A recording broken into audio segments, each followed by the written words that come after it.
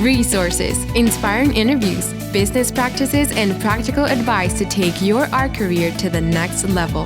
Join Sergio Gomez in today's Artist Next Level and get ready to take control of your career.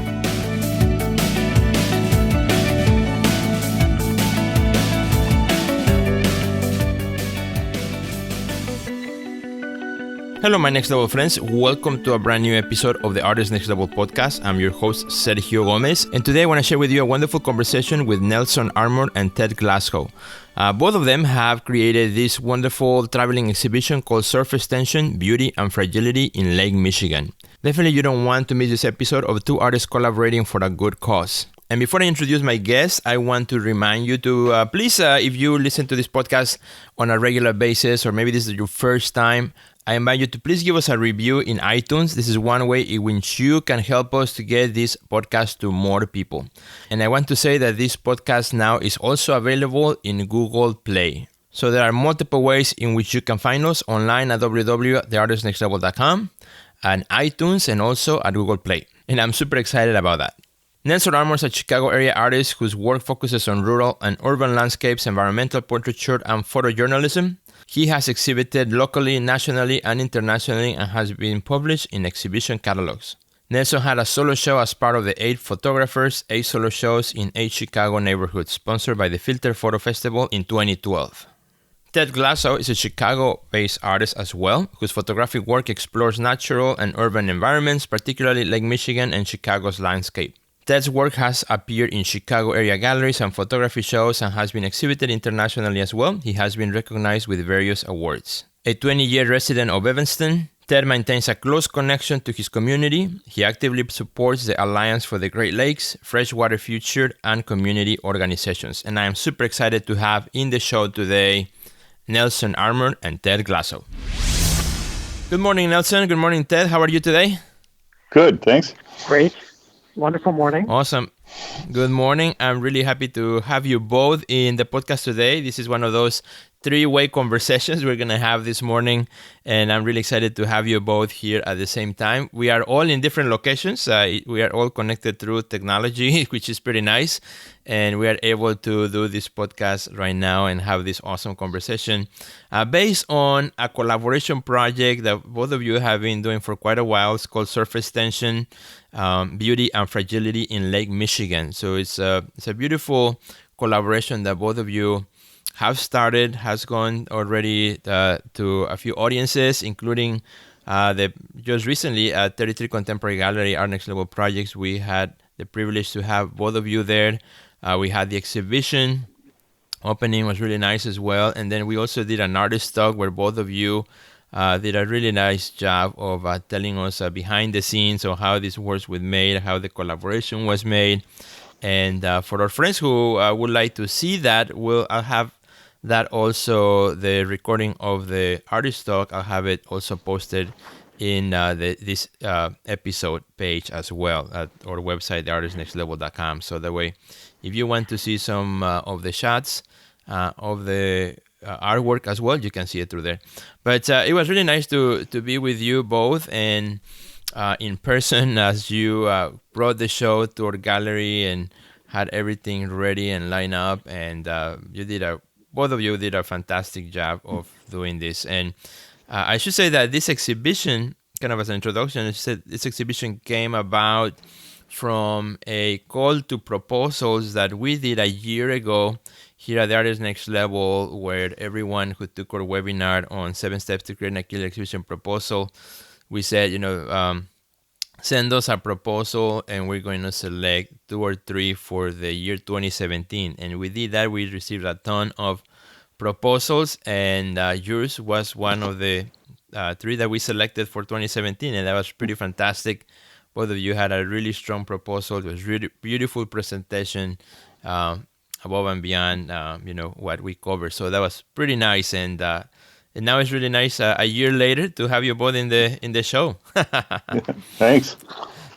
Yeah, so I'm looking forward to a great conversation. So since the 3 of us here, what I would like to start with is maybe a little bit of background information on both of you, on where you were born, also how you became an artist and what kind of, how would you describe your work right now? So I'll start with you, Nelson. Tell us a little bit about yourself.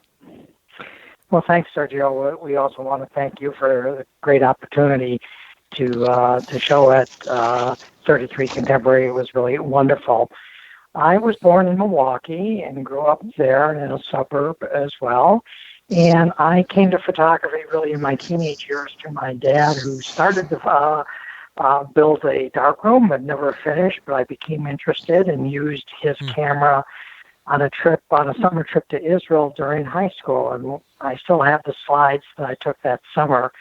And I became quite interested. And then throughout my college years at the University of Wisconsin, I used their darkroom and continued working. And after college, I ended up taking some workshops in Chicago. And my wife and I traveled around the world for a year, and I ended up taking an immense number of photographs, all in black and white, on that trip around the world. So throughout my life, I have really been interested and passionate about photography. My career as an educator kind of interceded in raising my family and wasn't able to spend as much time as I had wanted to. But as I moved into retirement, I really jumped back in with both feet and taken more classes and have been working, to advance my craft as a fine art photographer. So that's just a little snapshot of my background. That's wonderful. That's wonderful. And what's your interest with Lake Michigan? Well, I grew up a couple blocks from Lake Michigan and did a lot of canoeing on it, actually, and always been in love with it. And I ended up doing a lot of sailing on Lake Michigan. My wife and I owned a sailboat, and we sailed all over the lake, and really have a kind of a passionate interest, in the lake from both a beauty point of view and an ecological point of view. That's very cool. Awesome. All right. So tell us also the same, a little bit about your story and how's your interest with Lake Michigan. Okay. Well, I actually graduated from the University of Wisconsin-Madison with an acting degree, and moved down to Chicago to pursue that, and then ended up doing some graphic design work for quite a while. And then along that time, I got back into photography with digital, and just kept pursuing that. I kind of dabbled in doing commercial photography, but always kept coming back to fine art work and the lake. I grew up in Minnesota on a lake. We had a lake cabin. Then I went to Madison, which is on an isthmus between two lakes, and then ended up in Chicago. So I've been around lakes and water my whole life and love it. And and so I just kept finding myself taking pictures of Lake Michigan and really getting involved in volunteer work and trying to help the lake. So that's very cool. And I didn't know about your background in acting. That's pretty awesome. Well, it comes in handy sometimes. That's right. That is pretty cool. So Ted, since you're talking about your story, how did you meet Nelson? We met at Photo Filter Festival in Chicago here about 4 years ago, I think it was. We took a workshop together, and during that we both talked about what we like to photograph and realized we both were doing a lot of Lake Michigan photography that was similar but not the same. So we were taking our own individual shots of it and just started a friendship and a collaboration. That's very cool. And so Nelson, I'm going to switch to you now a little bit. How did the idea started of, well, let's see, what do we do together? How can we start a collaboration? What was the process of that? Because a lot of times, you meet another person that maybe you connect with, but it's one thing to be a friend, another thing to actually collaborate on a project. That takes a lot more work. Well, when I met Ted, I was also had a solo show of my photographs of Lake Michigan. And one of the things that struck me in the show as well. People really appreciated the beauty of the photographs. I wasn't sure that people were moving to kind of my ecological interest behind the photographs. And as Ted and I were talking and looking at each other's photographs, an idea emerged of us using our photography to try to advance kind of an environmental understanding of what was happening in Lake Michigan. And so, we thought that probably having the same types of photographs would not necessarily be as intriguing as if there was a difference between the two. And I had begun experimenting with doing overlays and other constructions in my photography, and the idea emerged of having, my photographs as a counterpoint to Ted's. Ted's are very beautiful, very iconic, and there's a lot in them, and mine, I hope to have the same qualities, but with these overlays began kind of creating a dialogue between the two works, and we began working on that, and slowly the idea began to emerge and started working more seriously on it. Mm-hmm. Because and I would love to, if you can tell us a little bit about some of your process, because you are doing an intervention on the photograph itself after it's printed, correct? And you are adding to it some elements, or sometimes you do it digitally as well. Can you talk a little bit about that part? Sure. I start with a base photograph that I've taken at a beach in Highland Park called Park Avenue Beach. Different times of the year, different seasons, different weather conditions. And what I have done to these base images, in some cases using overlays or on them, one is a photograph looking north where you can see the Waukegan power plant. And I've overlaid other photographs that I've taken at the Waukegan power plant, which is a coal-generating power plant. And I've used those overlays in the photograph. Other photographs, I've done everything from burning an image with acid to applying various materials to the photographs. In one case, I collaged the photograph with plastic microbeads. In other photographs, I've created some graphical designs that have been brought in sometimes subtly, sometimes not so subtly. But in both cases, with Ted and myself, we're looking at a photograph of his that either through color, design, or subject matter kind of correlates with this other kind of counterpoint photograph. And together, as a diptych, we hope they create kind of a powerful connection and get people to look at each of the photographs in a deeper way. One essay in our catalog speaks to the fact that having seen my photographs, when you look back at Ted's, that all of a sudden some of the subtlety and some of the issues become more apparent in his as well. So the two photographs really kind of strengthen each other and create, I guess in art we call it a dialogue, between two works. So. Mm-hmm. And the way I see the exhibition, in a way, I think your work relates to the fragility, right, of Lake Michigan itself, because you bring all these other elements, all these man-made and man-created things that relate to ecology and so forth. And so I think your work, you explore that fragility and that also effect that we as human beings have over nature, right? That the things we do, the way we treat the environment, at the end of the day has an end result in the world that surrounds us. Right.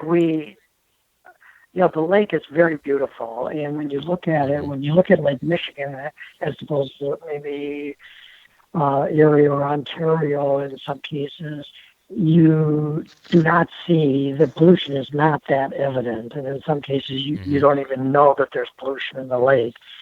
And so what you see is the beauty of the lake, and that's what Ted's photographs help us appreciate.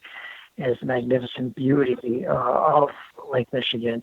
But right there below the surface, it's a highly polluted lake, and if we're not careful, it's really going to be a very serious problem. And so together, we're trying to emphasize both the beauty of nature and the fragility that we face as humans all over the world with our water. Mm-hmm. And so you mentioned in our conversation when we're talking about your pieces, these little tiny beads. Which I thought it was really fascinating. Can you tell us a little bit about that? Well, one of the sources of pollution in Lake Michigan are called plastic microbeads, which are found in toothpaste. They're found in women's cosmetics, and they're very, very tiny. And they get washed down the water system. They go through the sewage treatment plants, and these beads get then commingled with the water and put out into the lake. And these beads get then caught in the fish. The fish digest them. They get caught in the gills of the fish and or the skin of the fish, and the fish die. And it's one of the examples of plastic pollution in the world's water. Luckily, Illinois has banned these starting in 2018, and that will have a significant national effect. I believe there's a federal law as well. But all of this pollution is in the lake, and so I've taken a type of microbead, not the kind that would be in the exfoliants, and I have actually collaged 2 of my photographs with these beads. And the collaging is fairly subtle; you don't necessarily see it until you get up close, which is part of the analogy here. Is you don't see these microbeads in the lake at all. Right, it's incredible. And I remember when I was helping you guys hang the show that, I picked one of the photographs that was framed and I saw this dust inside and I'm like, what is this? And that's when I asked you, and then that started the conversation. And, those are the wonderful things that a show like this allows you to do, where, people up close might see, well, it's a beautiful landscape, but then as they get up close, they start to see other things and other ways to read into the larger story of the fragility of the lake. And so now I'm gonna switch a little bit now to Ted. Tell us a little bit about the other side. The beauty of Lake Michigan, and how do you want to represent that beauty to the viewer that comes to see the show? Yeah. I spend a lot of time down there at the beach, and I find that every time I go, the lake looks different. There are always different colors and textures on the lake, plus the clouds and the sky. And so I found myself trying to, take as many pictures as I can to represent the lake in as many different ways. And a lot of that became just finding the interesting and the beautiful ways the lake looks. And what I hope to do is instill an appreciation for the lake and a love for that beauty, so that people will be more conscious and hopefully work harder to protect it. I think that's where a lot of protection, your love of a child or a love of a family member or something, you tend to want to protect them.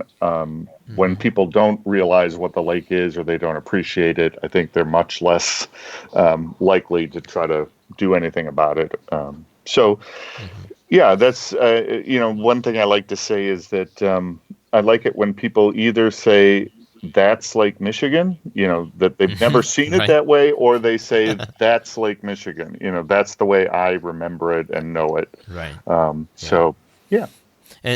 And your paintings your photographs, I should say, have almost like this painterly quality, almost like a minimal color field painting in some ways. Which I love. And there's this minimal aspect to it where it really makes you focus on the peacefulness, the tranquility of the lake itself, and the color range that you are able to capture. Tell us a little bit about your composition. Tell us a little bit about that. It's interesting because I think I love the horizon and the vastness of the lake. I think that's part of it too, is to stand on the shore. You realize it's really an inland sea. It's not. It is a lake technically, but it feels more like a sea or an ocean. It's very large, Exactly. and I try to capture that with the straight horizon, and then I've found that as I've worked, I tend to split the picture down it horizontally, so that half of it's sky and half of it's lake. And I move the horizon line around, but I think it's that relationship too that shows the vastness of it and the beauty, because the sky is often a reflection of the lake and vice versa. Mm. And as you photograph the lake, do you have like preferred spots that you like more than others? Yeah, one spot is just very close, so that makes it a lot easier to just walk down to the lake. I live about 4 or 5 blocks away Okay. in Evanston, so I've taken a lot of pictures all along the lake in Evanston. But I go down to the Loop. It's fascinating to me, sort of along the lines of what Nelson mentioned, is the interaction of man and the lake. So Chicago is a beautiful city, and it's right on the lake. It interacts with the lake all the time. So, and what I would like to do is circumnavigate the lake and just take shots from every location I can find, and then do that in every season, because that's another variety to the lake that I love. Right. No, and the photographs are really stunning, really beautiful, especially the pair of the two larger ones that kind of welcome you into the show. I think it's a really beautiful pair. And I think we can talk about a little bit of the process of pairing the photographs. Something I love about the show is just not two artists taking the same subject matter, but there's the pairing of each photograph. So the way the show is composed is, as you walk through the exhibition, you will see a photograph from Nelson and a photograph from Ted right next to each other. So they're always in pairs. And so what was the process for both of you? Maybe I'll ask you, Nelson, to tell us a little about the process of selection from, all your body of work that both of you have, very extensive, into coming down to these very specific pairs. And what was the selection process for that, and what do you hope to bring for the viewer as they encounter these sets? Well, some collaborations, the artists work on the same piece together. Other collaborations, they bring work together. And in this case, when we have the idea, and I had created a body of my kind of altered realities, we came together with lots of images and literally laid them out on the floor. And then we began, looking for images that we could pair. And sometimes the pairings became very natural. Maybe there were the colors, like the two that you referred to, our kind of signature pair. Ted's is called Almost Sunrise, and mine's called Looming version 2.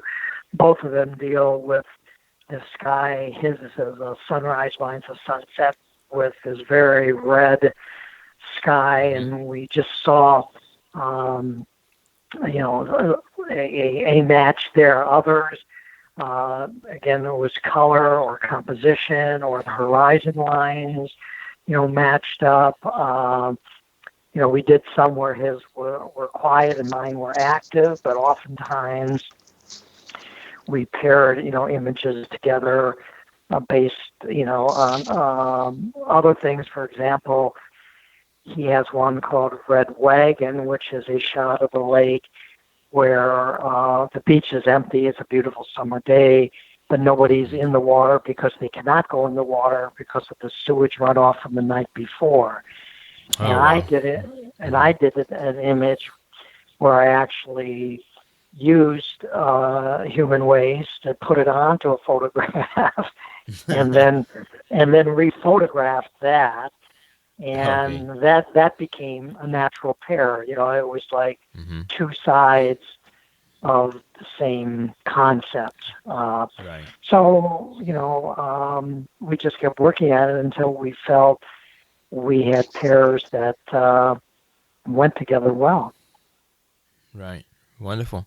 And something that now that you have seen the show in a couple ways in under different settings, different audiences, what are some of the comments or stories that you have received from viewers that come to see the show that that would come to mind? Either Nelson or Ted, whoever that remembers a good conversation that maybe you might have with someone. Do you want to go first, Ted? Yeah, I think one of the best things I think in it that we hear from people is that they from a distance both pictures look beautiful, and then as you get closer, they feel that dialogue and they realize, Nelson's has something in it that's reminding them that there are dangers and threats to the lake, and hopefully they look at mine and say, boy, this is important. We really should try to save this before we can't see that anymore. So I think that's, it's gratifying, I guess, when people sense that on their own when they walk up to the pictures. Right. Yeah. Right. Nelson? Last night we gave a short artist talk at the Evanston Arts Center to a group that was there. The show is now at the Evanston Arts Center. And somebody came up to me and mentioned that they had started looking at the exhibit before they had read anything about it. And then, they began, seeing that there was something more than just art, on the wall with one piece next to another piece. And they began seeing the pairs, and then began wondering about it. And then, as Ted described, more came out. And I think that's one of the things that excites us when people, have that experience, because that's the experience that we are hoping that people will have with the exhibit. Yeah, and I think it lends to conversation, which is it's an ongoing conversation that started, I would say, before this became an exhibition, between each one of you individually and the lake and your experience of the lake, and that conversation that happened within you. And then as you share it with others and you met each other, and then that conversation between both of you, and now each of the pieces having their own conversation, and now bringing it to a viewer, which now extends that conversation. So I find all these dualities through this whole process, which I love, of continuity of that conversation that started with both of you individually at one point in your life as you experience the lake and understand the beauty and the fragility of it, both of them, the duality of both realities. And for many of us who see the lake a little bit more distance from you, because you have so much proximity to it, and to understand these dualities, we see pictures of the lake, and we drive by the lake and we understand, it's beautiful, but sometimes we do not know about what's underneath, or some of those stories that are important that need to be told so that this beauty can remain for years and years and for generations to come, and we don't want to lose that. And I think what you are doing, it serves us, all of us who are in the Midwest, or anyone who visits, the Midwest, Michigan, Chicago, Wisconsin, and anywhere, and see this beautiful lake, to understand that it is important to keep it, to clean it, to maintain it in a way that it will stay there for the future generations. And I think that's great work, and I want to commend both of you for taking the time and your passion to bring awareness into that, because we all need to know that it doesn't matter if you live in the Midwest or not. It is the same world we all inhabit. We just are in different regions and in different sections, but what happens in one part of the world ecologically is important for the other side, because it's all connected. And how important it is to have people like you, who are bringing this to the public view and making us aware of that. So I would like to talk about where the show has been so far. So maybe Nelson, tell us a little bit about where the show has been in the past, and Ted, maybe you can tell us where it's at right now, and any plans for the future. Well, we had the privilege of having the show open at the Peggy Notabart Nature Museum in January, and the show was there through mid-April, and we had several artist talks. We had an evening event with scientists, several of whom wrote a couple of the essays in our catalog, and we also taught a landscape photography workshop on Lake Michigan. So the first stop in Chicago was at the Peggy Notabart Nature Museum, and then we had the wonderful opportunity to, with you and Dr. Yanina at Art Next Level 33 Contemporary. And, we were there for over a month and a half, and that was wonderful. And we had great audiences, there. And then maybe I'll turn it over to Ted, who can describe where we're at now. Yeah.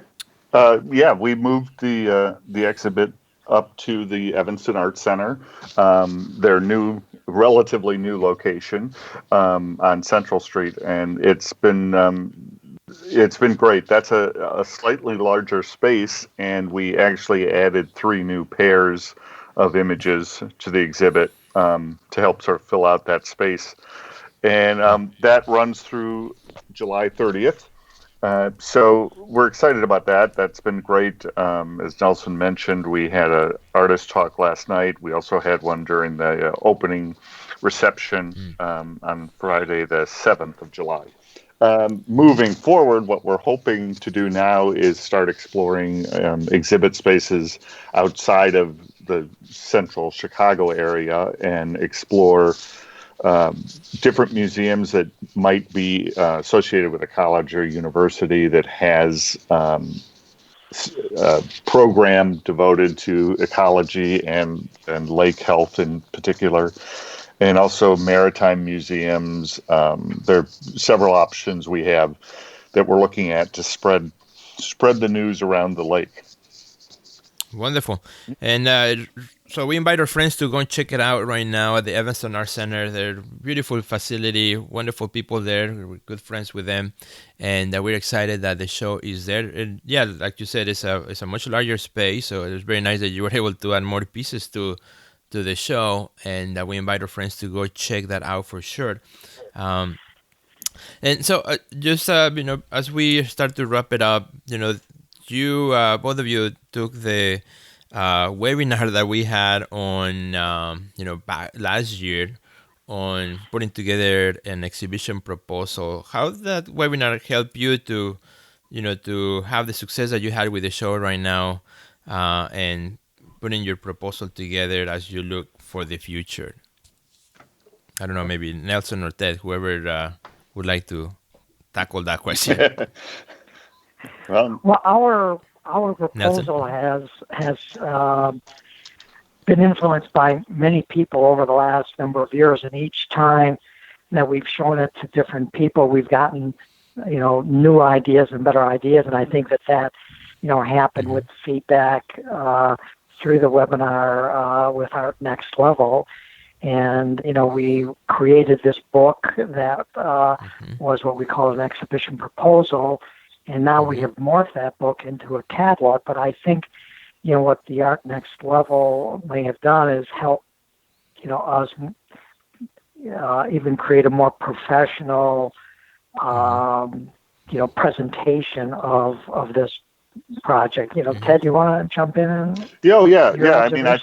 I think it was a great webinar. I think one of the most valuable things is actually hearing from a gallery owner what you look for and what Yanina and you look for when you're evaluating these kind of proposals, and what you look for and what you think about. It really helped sort of form the whole book, and I think it also gave us some confidence to know, to go through the seminar and hear what you had to say and realize we were doing some things correctly and right. And then other things that we said, oh yeah, that's a great idea. We should think about that. Right. It was very valuable. Definitely had a strong influence on it. Very cool, and I love the fact that you took that advice to the next level, and you make your proposal was an actual book, and the whole proposal came in a beautiful box. I mean, I remember very clearly. I opened the envelope. It was like a proposal like I had never seen before. It came on a beautiful cover, where I opened, and then the book fit exact in the inside. And as I pulled the book, it was really beautiful quality, beautiful photographs, explained exactly what the show was about, what was the intent behind it. I mean, there was clarity and of intention, and it really showed that you really care for your project, for the work, your level of professionalism in putting this together, that you've been doing this for a while. And I think it was really, really strong proposal. And I think you will have no problem on finding more venues, because I think what you are doing is great. Yeah, thank you. And having said that, we invite our friends who are listening to this that, whenever you approach a venue, whether it's a gallery or museum or institution of any sort, it's all about how you present yourself. You may have this great exhibition idea, but if the proposal had come, in just some loose sheets and some bad reproduction, inkjet prints on regular paper, it would have, you wouldn't have this show probably where the venues where you have it now and where it can go in the future, because a great idea that is not presented in the right way, that makes a wow statement, it's so easy to just put on the side and say, well, it doesn't really give justice to the work that you have. So I think that's a good lesson for everyone who listens to the podcast on how you put yourself out there, how you present your ideas to any venue. Is really, really important in having the success that you want for the show. Yeah, thanks. Yeah, absolutely. So as we close it, my friends, Nelson and Ted, it's been really, really wonderful chatting with both of you. Tell me a little bit about what your plans have for the future. I know both of you are still working with Surf Extension and working on those ideas, but on an individual level, what are you working on right now? So Nelson, tell us a little bit about your current projects, or what are you photographing right now? Well, I do have additional images for the surface tension project that I need to do, and it requires going to different places to get it. But another project that I'm working on deals with photographing people in art galleries and museums, and then abstracting kind of the experience of people as they view art, and to take in my images, which are kind of greatly reduced. I kind of white out a lot of the spaces so that you're observing the person, observing art, getting to kind of an abstract, personal, emotional connection between people and art. And that's one project that I'm working on right now. Awesome. And before we go to that, Nelson, can you tell us where can people find you online? What's your website? Yes, it is www.nelsonarmour.com. Awesome. And now, Ted, if you can tell us kind of what you're doing right now, and also at your website at the end. Yeah. Can I mention something about the yeah, of course. Out of context, but okay, now can I remember what I was going to say? Oh yes, I when you were talking about how you present yourself and the exhibition proposal, one thing that really became clear for me when we listened to the podcast was that, as a gallery owner, you're very busy and you've got lots of options and lots of things going on, and to make the exhibit proposal as clear and as detailed, so that you're taking, as the artist, you're taking some of the work away from the gallery owner and saying, this is the way I want it, this is how big the pieces are, this is how many there are. I felt like that whatever you can do to help the gallery owner, right, or the space, the curator, make it easier for them. And I think what happens too is then they tend to want to help you. They want to expand what you're doing, rather than having to start at the beginning and think all the way through. to create the show. So that is right on point. Thank you for mentioning that. That's pretty good. Yeah, I thought that was one thing that really struck me. Is like, yeah, we're not just dumping it in front of you and saying, here, make a show out of it. We were trying to say, here's the show we see. How does that fit into your work? So exactly. Okay. Wonderful. Beautifully said. Okay. So back to what I'm working on is, I find myself sort of fixated with the lake. So I'm always taking photographs of the lake. And like I mentioned, a goal is to try to go around the lake and take pictures from all different places to show the variety of what's there. And again, to try to instill a love of the lake and a protective feeling in people. So eventually I would like to create a book of the images that also discusses what can be done. I think that's another important thing is you can say how bad it is, which is we have to make people aware of what's happening. But I think in order to empower people, you need to give them something to do and some hope. Exactly. So, yeah. Exactly. And my website is tedglasoe.com, and that's Glasoe. Okay. Yeah.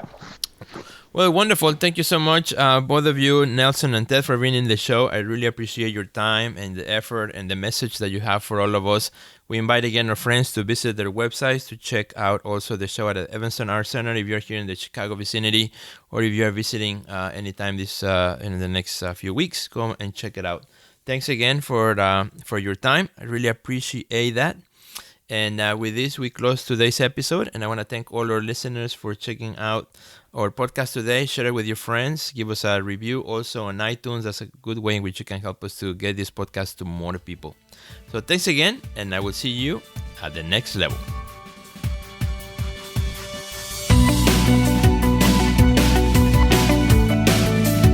Check out our website at www.theartistnextlevel.com, where you will find our podcast library, learn about our upcoming webinars, find resources relevant to your career, and much more.